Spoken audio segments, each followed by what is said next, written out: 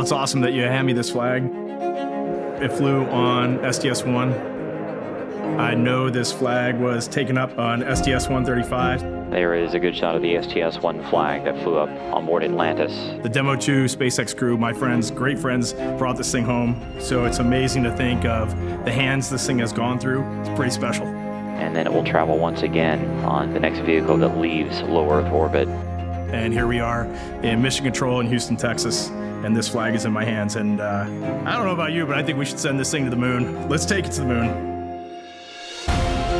Human spaceflight is the ultimate team sport.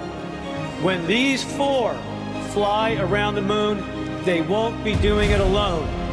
They're part of a team of astronauts, engineers, scientists, trainers, a team of support working around our country and around the globe, ready day and night.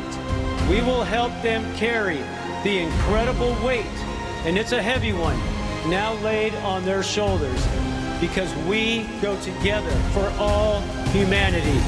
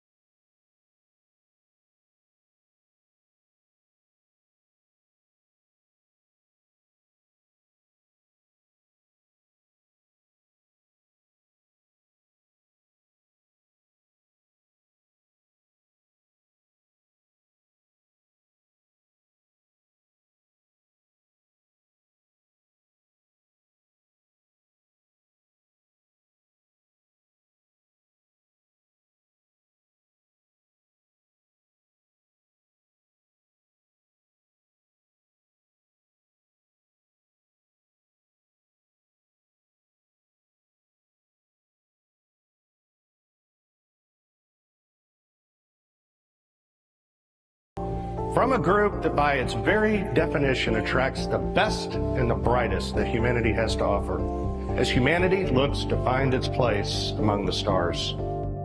My name's Norm Knight. I'm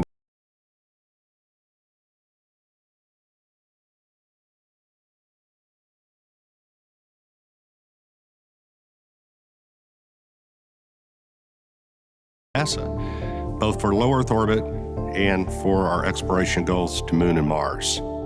We plan, we train, and we go execute and fly the missions. Assigning a crew for a mission is complicated, I'll tell you that. We look at our experience base and we say, all right, here's the mission, in this case Artemis II, higher risk being a test flight, so what complement of experience base do we want on this mission? With a test flight, we typically like pilots that have test flight experience, test pilots. In addition to that, you look for cohesiveness with a crew. We need mission specialists on board that are able to do a lot of the tasks. We go look at an experience base within the office and say who best can fit these needs. How can they work, or will they work together in an environment that's cohesive to aligning to the mission, and you end up with an experience base with those crew that then provide everything possible to guarantee mission success going forward. As head of flight operations, I have the privilege of getting to know each and every astronaut. The best part of my job, is that I'm surrounded by people who inspire, who give hope to those that might follow in their footsteps. I want to thank you all for sharing in this moment today, and thanks to our crew, Reed, Victor, Christina, and Jeremy, as they get ready to embark on this journey. It has been an amazing journey the last 2.5 years. We have just built a tremendous amount of trust between the four of us. This crew cohesion, we're at the point now where we are ready to go fly. For us, Artemis II is about much more than just going back to the moon. It is about the pursuit of excellence. If you want to go fast, go alone. If you want to go far, go together. And we are going together, and our mission success is built on handing off a starting point to Artemis II that sets our country and our partners up to go back to the surface of the moon. Sending machinery around the moon, beautiful machines, is a challenge. Adding humans takes it a giant leap forward. And there is a lot of work that goes into integrating people into the system. This is a very serious endeavor. This is absolutely a test flight. The last time we launched was more than 3 years ago. It did not have crew on it. It was not a completely like-for-like spacecraft on top of the SLS architecture. We basically invented all of the training for the Orion spacecraft and the rockets and put it all together, and now we're in the middle of giving all of that information to the crew to prepare them for the launch. For me, the heart of Artemis II are the individuals, the people that are on board that Orion capsule. They are going to represent us as humanity going out into space on this incredible journey. And to me, that's the real piece there, is the human element. I'm Reed Wiseman, a NASA astronaut and commander of the Artemis II crew. I guess if I'm going to answer who I am, first and foremost, I'm a dad. I was a pilot in the Navy. I'm an astronaut. I'm a lover of nature, lover of the Earth, and in general, I just try to be nice to people. I've known Reed a long time, and just an absolute great person. He is very strategic in his thought process. I consider him big picture. His leadership style is really obvious. He's looking for ways to let all of his really talented, experienced crewmates own parts of the mission. Over his career, Wiseman has spent over 165 days in space. In the office, he was the chief astronaut, which is a very tough job. More on the personal side, Reed's just a great guy. I grew up in a small town north of Baltimore, Maryland, known as Cockeysville or Hunt Valley. The first time I remember being interested in space, I was in elementary school. I was always into cars and trains and planes, and I distinctly remember before the first space shuttle flight, I think I was 5 years old, the 747 flew over with a shuttle on the back. I distinctly remember being on a hill near a mall with my mom and dad watching that thing fly over and all. I was a tiny kid. I graduated high school pretty young, and so I was small. I tried all the standard little kid sports. I tried soccer, I tried baseball. Those just did not fit with me. While I was at school, I decided that I wanted to be a Navy pilot. I joined the Navy in college through this thing called ROTC. And then when I graduated from college, that was my road into the Navy. Once I had that test pilot school block met, I knew that I had all the pieces to be an astronaut. I applied once, I got my rejection letter. It's still hanging up at home. I looked at it last night. I thought it was hand-signed. It wasn't hand-signed. And then in 2009, I applied again for my second time and luckily snuck into an interview round, and then I knew it was all up to me.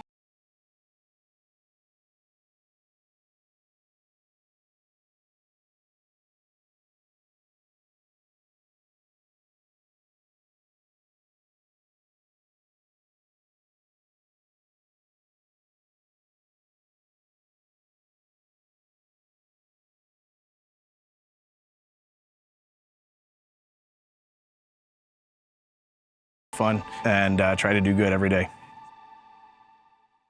While we're looking at everybody, if you'll find the lens, just go and look at the lens, everybody. I want to thank God for this amazing opportunity, because Artemis II is more than a mission to the moon and back. It is the next step on the journey that gets humanity to Mars. Victor Glover, he's a lieutenant commander in the United States Navy. He has more than 2,000 hours of flight time. He has his bachelor's degree in engineering, his master's in flight test engineering. He was a United States test pilot where he flew F-18s. He came to us from Washington, D.C., where he was serving as a United States Navy Legislative Fellow in the United States Senate. My name is Victor Glover. I'm a NASA astronaut, naval aviator, and a former test pilot. The back of my baseball card, the most important things would be right at the top. It'd be a husband and father to 4 beautiful daughters. And then, being able to dabble in the aerospace industry, fly jets off of a carrier, help design and to operate spacecraft. Those would be down there in the small print somewhere. Victor, He is the philosopher, I would say. He's the one that I've had the most conversations about what makes effective training. When I think of Victor, I think of a supercomputer. And I mean that very sincerely. He is so intelligent, and he is thinking about the mission. He's thinking about solutions. And in working with the teams, it's just fun to watch.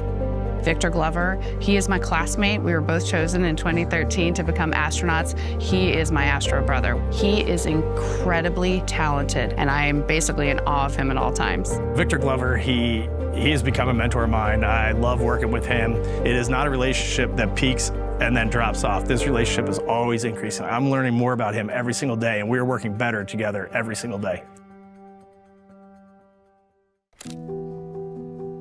I grew up in Southern California. Being from a socio-economically disadvantaged background, not having a lot of money, it definitely created a challenge. But in all of that, my support and love from my mother and my father was always clear. That always shone through. I played outside. I would come home with rocks and wood, chips, but also like bugs in my pocket. Just this idea to kind of go beyond and know what's next and see what's beyond it's just kind of always been there. Sometimes it wound up with me getting bumps and bruises, I took the rain fly off my tent, tied it to my belt loops, and jumped off my grandparents' roof to see if I could make a parachute, As a child, seeing a shuttle launch on television, really, it captivated me. There are points through my childhood and young adulthood that feeling was always there. When I was in college, I was 20 years old. I decided I wanted to join the Navy. And when I told my dad I wanted to join the Navy, I told him I wanted to be a Navy SEAL. And he said, okay, you might enjoy that. But with an engineering degree from Cal Poly and being a pilot, you might be able to go on and become an astronaut. My dad made a suggestion that changed the arc of my life. Literally changed the trajectory of my life. When NASA announced the astronaut piloting its Artemis II mission, Victor Glover Sr. was watching. Obviously, I had tears in my eyes. I was wiping the tears away. Deep down inside, you knew, he's going to be a part of something special. Being able to go to space is just, I think, a sign of the willingness, the work ethic, and the adventure, and the opportunity, the timing coming together. So many people have poured into my life that, if anything, I'm actually reflecting from so many sources. And again, I am blessed. I've been blessed.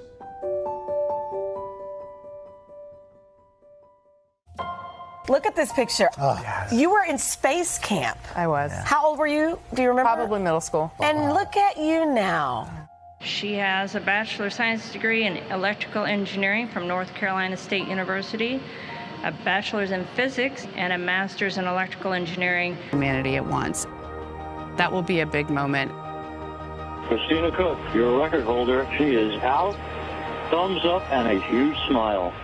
She returns to Earth as a record holder, the single longest stay in space by a woman. What advice would you give to a girl my age who wanted to become an astronaut when they grow up? I did have those conversations where small kids were surprised that I was an astronaut because, quote, I wasn't a guy, I wasn't a man.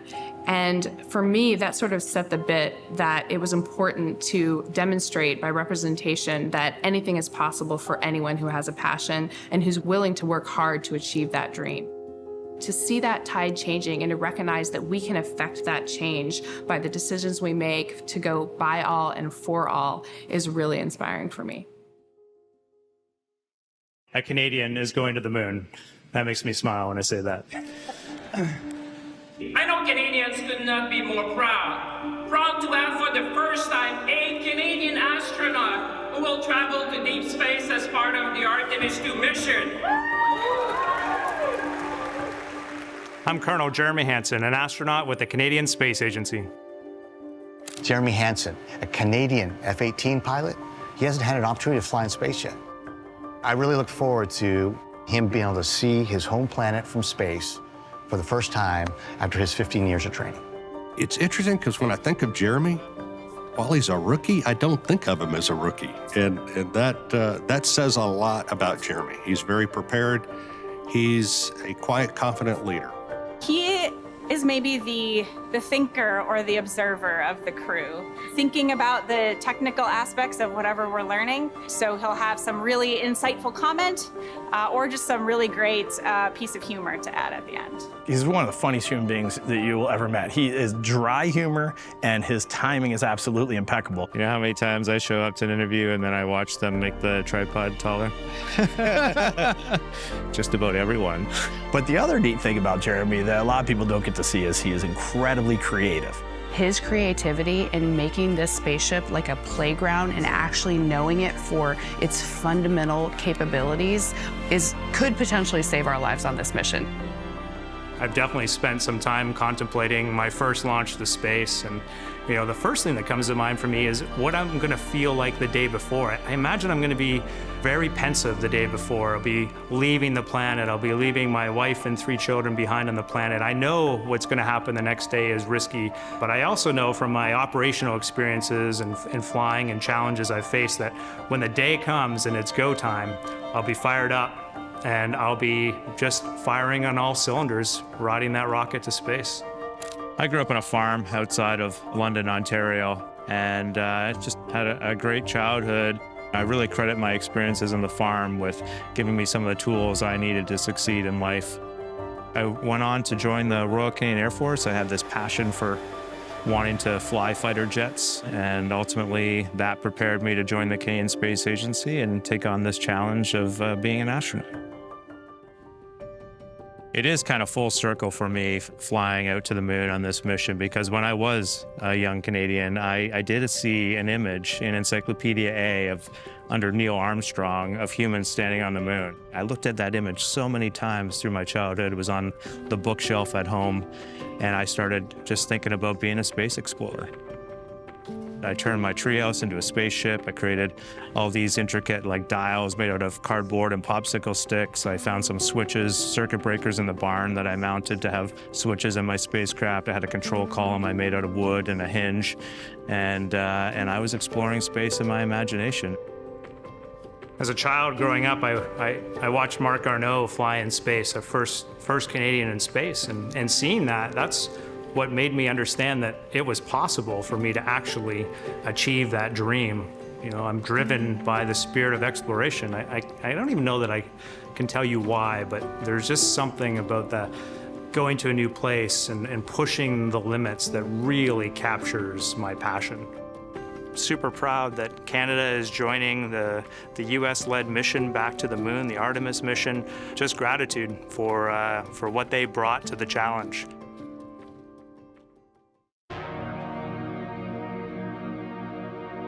The moon is like a Rosetta Stone for understanding the entire solar system and where we came from as a result. I used to stare up at the moon.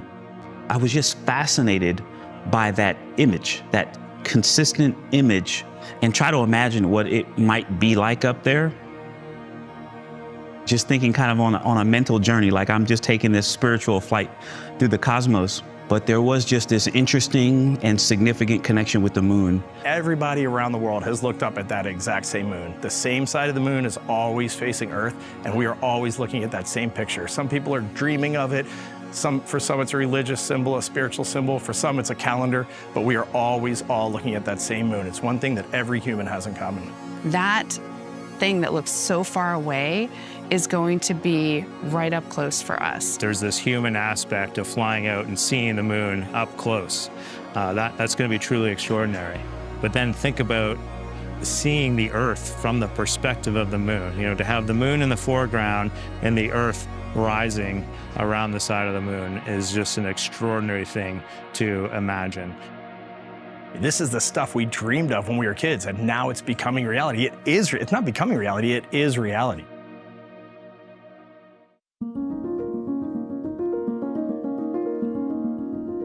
My name is Lakeisha Hawkins. I currently serve as Acting Deputy Associate Administrator here at NASA.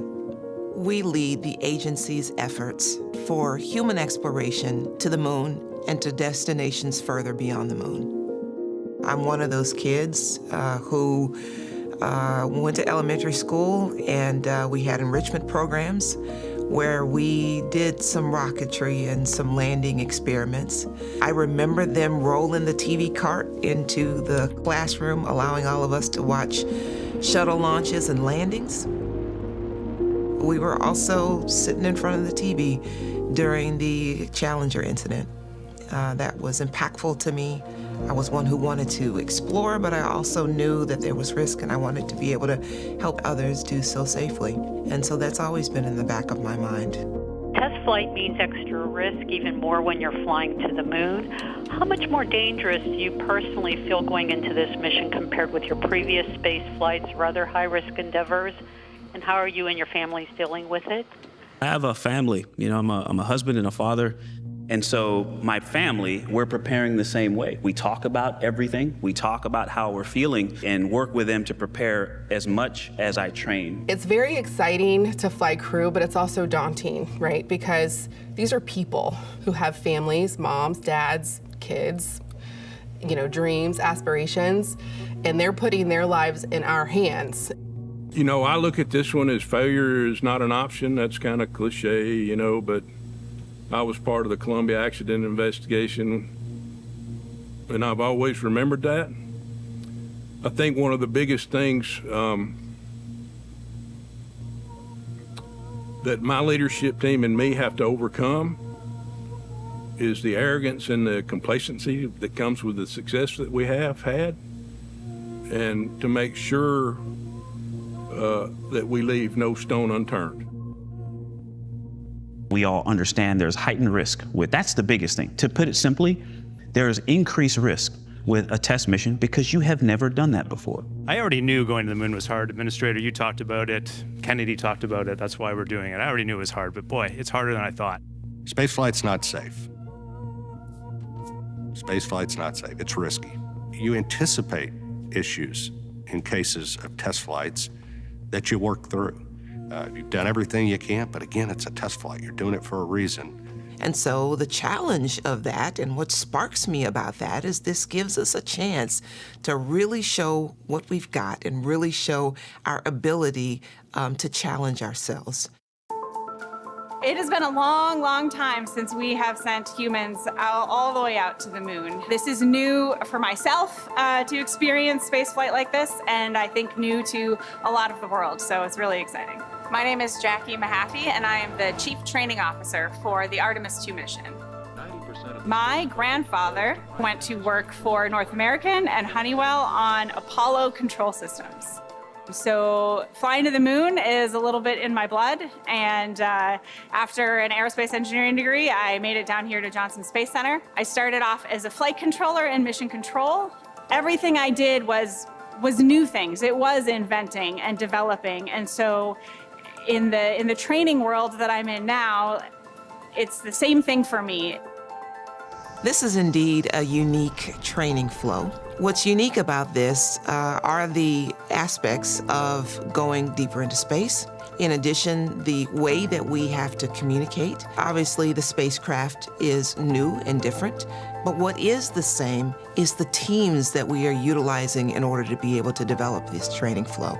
Most of the team here at Johnson Space Center have had some experience with the space shuttle and training crews for space shuttle missions. A lot of experience in the last 25 years training for the space station. But this whole idea of this small spacecraft, small capsule, and sending it as far as we do and making sure that the crew is equipped to handle things on their own if needed is something new for us. Artemis II is the first time we're flying this spacecraft, so the training materials have been developed while we've been taking the training. The way we're preparing for Artemis II at this moment is we're going through our initial simulations. So we're simulating our ground controllers here, our crew over in the mock-ups, talking back and forth, and really going through those draft procedures and flight rules with a fine-tooth comb. We do simulations in segments, but then we also do what we call a long simulation, which is let's actually practice what it actually looks like through the entire mission, which means through tanking, through countdown, through ascent, the return, as well as recovery, all of the sleeping and awake time. We do all of that in one block. For the Artemis II mission, we have 9 days to do everything. Done. We can sit in a simulator all day long and fail different components, and we can write procedures perfectly to flesh out all of these issues. But in the end, something is going to fail in an unexpected way, and it's the process. How do the 4 crew members think about this? How does Mission Control think about this? How does the engineering support team think about this? And then how do we all communicate together to get through this failure? The Artemis II crew and the ground teams are cohesive. It takes a lot of training for the ground team to understand the nuances of the crew and vice versa. At the end of the day, they're mission focused.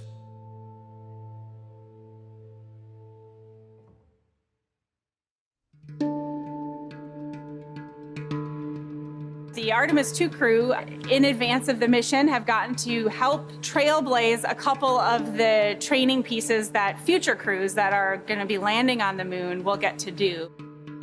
We took the whole crew to Iceland to look at the geology there and just some of the parallels to the moon. And Artemis II will lay the groundwork for us being able to spend more time at the moon and start thinking about our astronauts, humankind, being able to survive longer trips to places, for instance, like Mars. We got to look inside the simulator in Building 9 yesterday, and some of us were thinking, okay, this isn't Gemini 7, where 2 guys spent 14 days in a vehicle the size of a Volkswagen, but it's 4 people inside a vehicle the size of maybe a minivan for 9 days. Can you just talk about the human element of living in close proximity with all that's riding on the mission, but just the physical closeness inside that cabin and how you guys are going to manage that? As you guys know, we've been training together for over 2.5 years now, and with that comes a closeness that I think is built in for a reason. The importance of bonding as a crew is so that we can communicate with each other. There are going to be tough days, there are going to be tough moments, and there's going to be great moments. That, to me, is where that bonding is so important. Crew camaraderie is really important. I would say it's especially important for this type of mission. The Orion capsule, I liken it to, you're going camping in a tent, but you don't get to get out of your tent. Your bathroom is there, your kitchen is there, your gym is there, and so coexisting in that space, much less pulling off a successful mission, requires a really cohesive team. We are bringing together the world, we are bringing together an amazing workforce, and they are bringing together an amazing vehicle. So we're going to fly around the moon in the spacecraft Integrity. After a lot of conversations, we named our vehicle Integrity. It's a value that's shared by NASA, by the Canadian Space Agency, by the astronaut office, that of course means to be your best self in the most general terms. The root of the word integrity is about being a whole. And if you think about it, this spacecraft is over 350 different pieces that had to be integrated and make up this one system. In nautical terms, we talk about hull integrity or a ship being watertight when it goes out in the ocean. And so in space, I think of that as our ship's ability to hold in pressure and also to keep the hot gases out. It comes from this root of integrated, and that's really how we see our mission. It's going to be an incredibly integrated team, and we hope that that shares the idea that it's not just our vehicle, it's everyone's vehicle. Honestly, I just hope Artemis II is just a part of the celebration of this nation over the next 365 days. I know these milestones are big for the public. They're going to be huge for the nation, and I'll just be proud to be a part of the 250th anniversary of America. NASA is incredibly excited to support the Freedom 250 celebrations, part of America's 250th birthday. I can't think of anything grander than America's return to the lunar environment. This mission means everything to me. I'm so encouraged by it because I see it opening the door for why I'm at NASA, and I think everyone else is as well.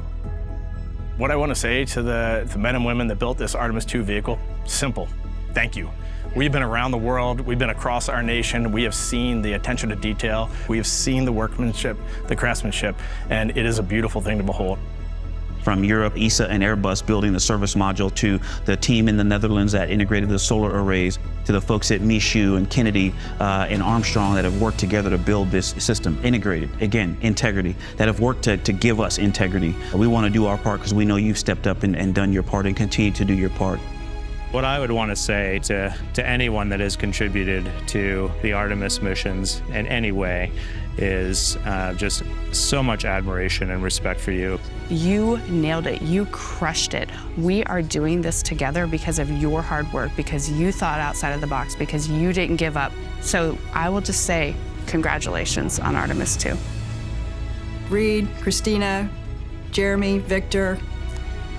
First, I just want to say thank you.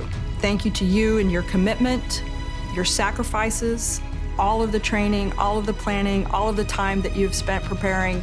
Thank you to your families for allowing you to participate and to be the inspiration of an entirely new generation. We are with you. You represent us.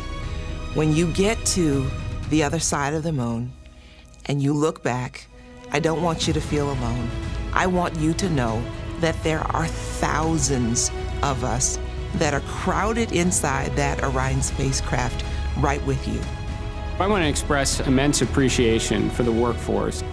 I also want to express my appreciation to the NASA pioneers that have given us the knowledge and the tools and the foundation to be able to embark on a mission like Artemis II for our return to the moon and beyond. So the four of us sitting here, the measure of success for Artemis II is seeing our colleagues on the lunar surface and then seeing people that are following in our footsteps walking on Mars and coming back to planet Earth. We are here to push forward with human exploration, open doors that have never been seen before, being able to take dreams and visions and turn them into reality.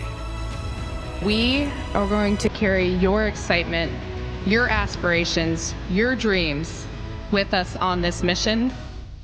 Artemis II, your mission.